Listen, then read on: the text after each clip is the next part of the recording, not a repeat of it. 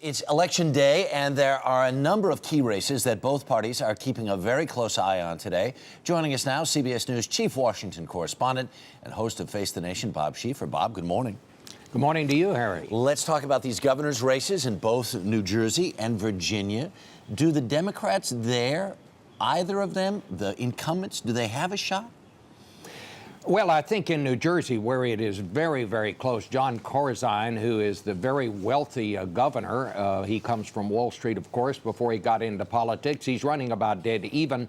I think there, if Corzine does pull out a victory, it's not going to be so much because Barack Obama came there to campaign for him. It's going to be because he again poured a lot of his enormous wealth into negative campaign ads against his opponent. That's won for him before.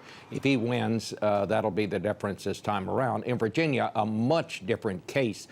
There, the Republican has opened up a very wide lead on the Democrat.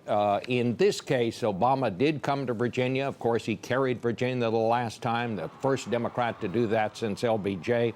But the Democratic candidate there comes from a rural area, and he never really connected with the African-American vote and some of the people from the urban centers and in Northern Virginia that carried Obama to victory there.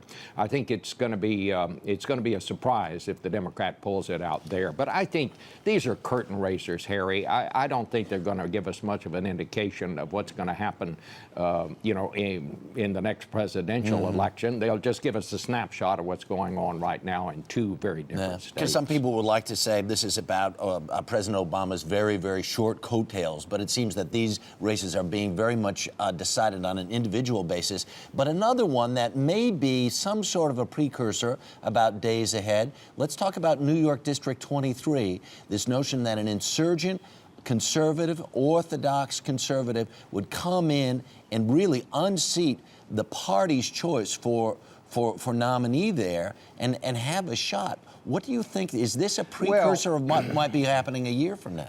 I think what it is the snapshot of where the Republican Party is right now. The Republican Party right now is still split. And I think right now it's the conservatives who kind of have the juice. I mean, they came in there and just pushed out the Republican candidate. You had a lot of out-of-state Republicans that came in and endorsed the conservative candidate who was on the ballot and forced the Republican to withdraw from the race.